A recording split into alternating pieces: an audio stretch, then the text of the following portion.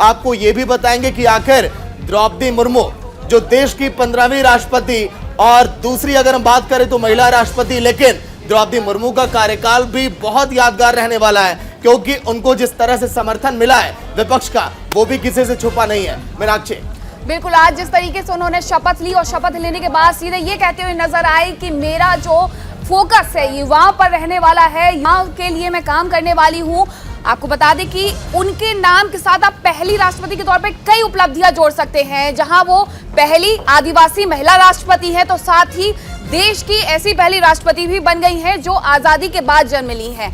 1958 में उनका जन्म हुआ था। बात करेंगे कि आखिरकार किस तरीके से वो इस पद तक पहुंची है, कितना उन्होंने संघर्ष किया है। अंशिका, बिल्कुल, देखिए बहुत ये खास बात है और ये खास पल है जब एक आदिवासी महिला देश की राष्ट्रपति बनती है और ऐसे में इस समाज को भी बढ़ावा मिलेगा, ये समाज भी आगे जाएगा। इन सब के बीच अब आपको बताएंगे कुछ खासियत द्रौपदी मुर्मू की और ये भी बताएंगे कि कितने भव्य तरीके से उनका आज स्वागत किया गया। सागर, तो बिल्कुल देखिए न्यूज इंडिया आपको यह भी बताएगा कि आखिर द्रौपदी मुर्मू की अगर हम बात करें तो पीछे आप देख पा रहे होंगे राष्ट्रपति रामनाथ कोविंद, जो इस तरह से कई ऐसी बातें जो याद आएंगी, लेकिन द्रौपदी मुर्मू का जिक्र आज के दिन हम कर रहे हैं। उन्होंने शपथ ली और ये कहा कि मैं इस पद और गरिमा का सम्मान करती हूं, मैं भी उसी तरह से निष्पक्षता से काम करूंगी। तो देखिए ये बातें बहुत याद आएंगी। हम पहले रामनाथ कोविंद का जिक्र हम कर लेते हैं। प्रोटोकॉल तोड़कर बने पीएम मोदी की मेजबानी इन्होंने की थी। इसके साथ ही साथ सत्ता पक्ष हो या विपक्ष, न्यूट्रल हमेशा रहे राष्ट्रपति कोविंद,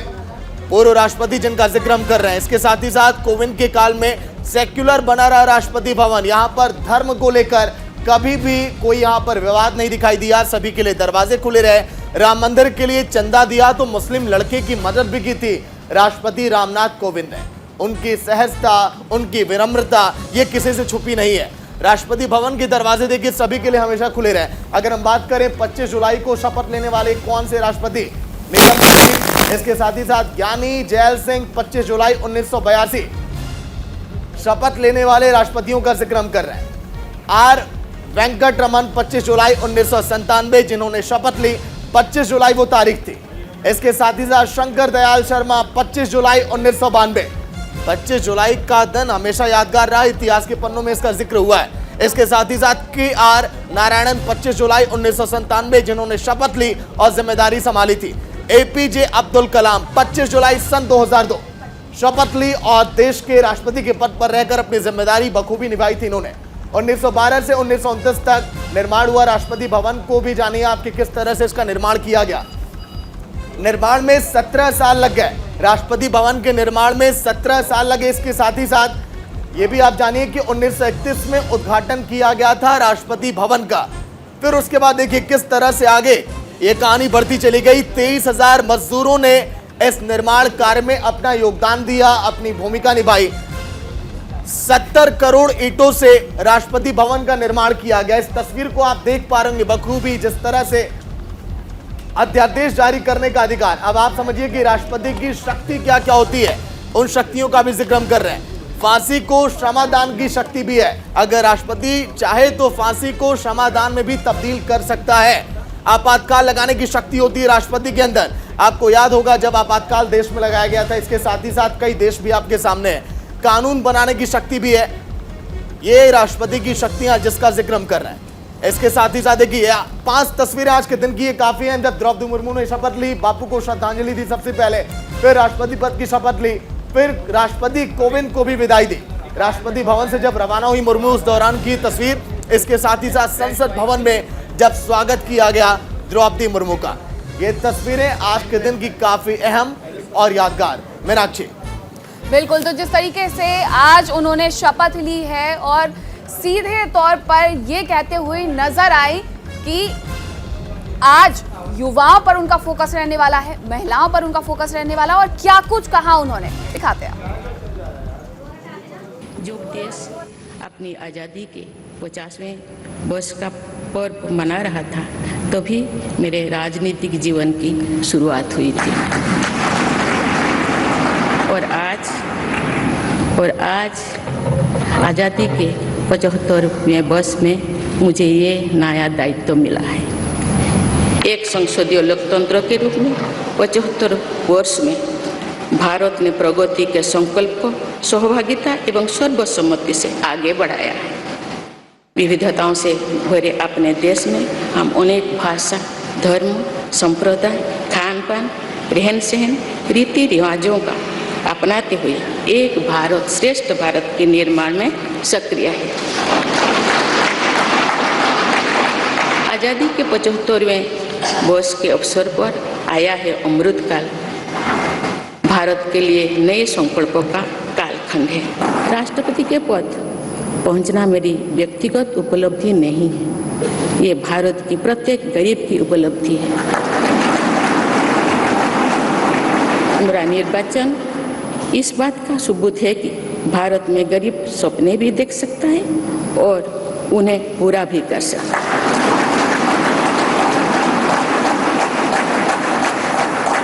और ये मेरे लिए बहुत संतोष की बात है कि जो सदियों से वंचित रहे, जो जीवन विकास के लाभ से दूर रहे, वे गरीब, दलित, पिछड़े तथा आदिवासी मुझे ये अपना प्रतिबिंब देख सकते हैं। मेरे इस निर्वाचन में देश के गरीब व का आशीर्वाद शामिल है। शिक्षा के बारे में श्री अरबिंदो के विचारों ने मुझे निरंतर प्रेरित किया है। जन प्रतिनिधि के रूप में विभिन्न पदों पर कार्य करते हुए और फिर राज्यपाल के रूप में भी मेरा शिक्षण संस्थानों के साथ सक्रिय जुड़ाव रहा है। मैंने देश के युवाओं के उत्साह और आत्मबल को करीब से देखा है।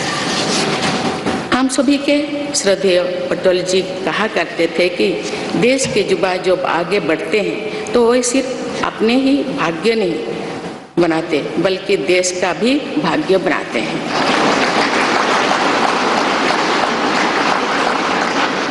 आज हम इसे सोच होते देख रहे हैं। अपने जीवन के हित और हित से बड़ा जगत कल्याण के लिए कार्य करना होता है। जगत कल्याण की इसी भावना के साथ मैं आप सब के विश्वास पर खरा उतरने के लिए पूरी निष्ठा व लगन से काम करने के लिए सदैव तत्पर रहूँगी। आइए हम सभी एकजुट होकर समर्पित भाव से कर्तव्य पथ पर आगे बढ़े तथा वैभवशाली व आत्मनिर्भर भारत का निर्माण। तो द्रौपदी मुर्मू ने कहा कि मुझे बड़ा दायित्व मिला है, बड़ी जिम्मेदारी मिली है और ऐसे में उनके लिए बहुत बड़ी बात है। जिस तरीके से तमाम नेताओं ने, तमाम सांसदों ने उनका स्वागत किया, वो बहुत ज्यादा खुश नजर आई। हमारे साथ हमारे सहयोगी जुड़ गए हैं, राजीव हमारे साथ जुड़ गए हैं। राजीव, देखिए बहुत बड़ा दिन है आज भारत के लिए और बहुत बड़ा दिन है आज द्रौपदी मुर्मू के लिए, क्योंकि उन्होंने राष्ट्रपति पद की शपथ ले ली है। अब उन्हें एक महत्वपूर्ण जिम्मेदारी निभानी है और देश में बहुत सारी चीजें अभी होनी है। इन सब के बीच अभी क्या हलचल है?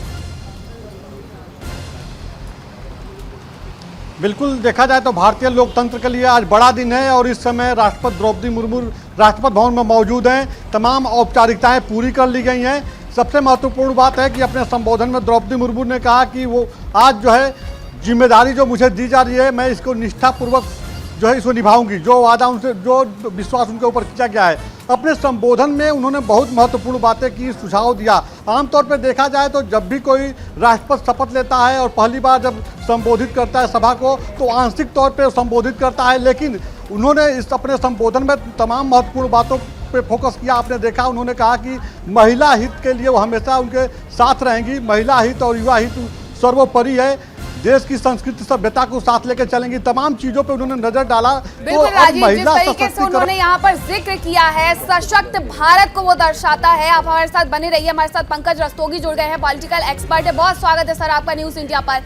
किस तरीके से देखते हैं इसे सशक्त भारत बनने की दिशा में? क्योंकि जैसे ही वो मंच पर आती है सीधे तौर पर कहती है कि एक गरीब बेटी का राष्ट्रपति बनना और इतने बड़े पद पर पहुंचना ये दर्शाता है कि आखिरकार भारत का लोकतंत्र कितना मजबूत है। देखिए, बिल्कुल भारत के लोकतंत्र की मजबूती है कि आज इस देश में एक आदिवासी महिला इस देश के सर्वोच्च पद पर पदारूढ़ हुई है। तो ये बहुत मतलब भारत के लोकतंत्र की मजबूती कहेंगे कि आज द्रौपदी मुर्मू जी जो आपके आदिवासी समुदाय से आती हैं और उड़ीसा की रहने वाली है, राजरंगपुर की। वो आज 18 तारीख को वोटिंग हुई और 21 तारीख को काउंटिंग हुई, जिसमें वो विजयश्री उन्होंने हासिल की। उनको 44 दलों का समर्थन हासिल था और जबकि विपक्ष के उम्मीदवार आपके यशवंत सिन्हा को 34 दलों का समर्थन प्राप्त था। लेकिन आप ये देखिए कि प्रचंड बहुमत के साथ जिस तरह से लोगों ने क्रॉस वोटिंग की और 6 लाख से अधिक मतों के साथ उन्होंने इसमें विजयश्री हासिल की, तो ये इस बात को प्रदर्शित करता है, उनकी लोकप्रियता को प्रदर्शित करता है।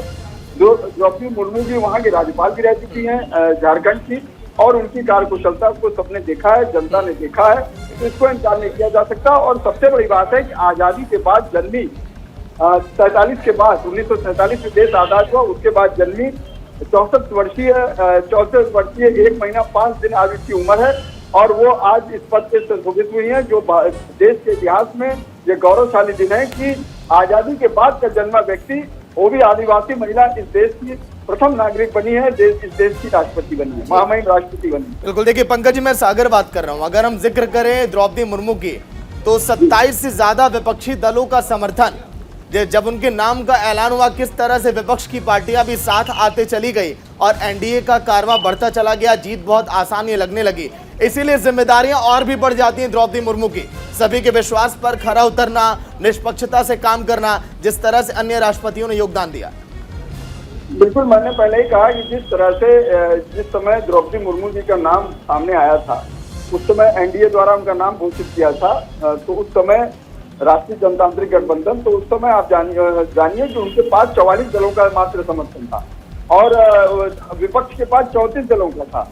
लेकिन सवाल ये, धीरे धीरे देखिए जिस तरह से उनका कारवां बढ़ता गया और उनके वोट का परसेंटेज बढ़ता गया, 5,43,000 वोट पाके, क्या नाम है, राष्ट्रपति 10,46,000 टोटल वोट वैल्यू थी राष्ट्रपति चुनाव में, उसमें 5,43,000 वोट जो पा जाता वो भारत का राष्ट्रपति बनता। पंकज जी, जिस तरीके से यहाँ क्रॉस वोटिंग देखने को मिली है, तो क्या ये समझा जाए, एक तो वो झारखंड की पहली महिला गवर्नर रही है, झारखंड में इस तरीके से उन्हें जेएमएम का समर्थन मिलता है, उड़ीसा में बीजेडी उन्हें इस तरीके से समर्थन देती है क्योंकि बीजेडी बीजेपी गठबंधन में वो वहाँ पर मंत्री की भूमिका में थी, तो कहीं ना कहीं इसका लाभ भी उन्हें मिला।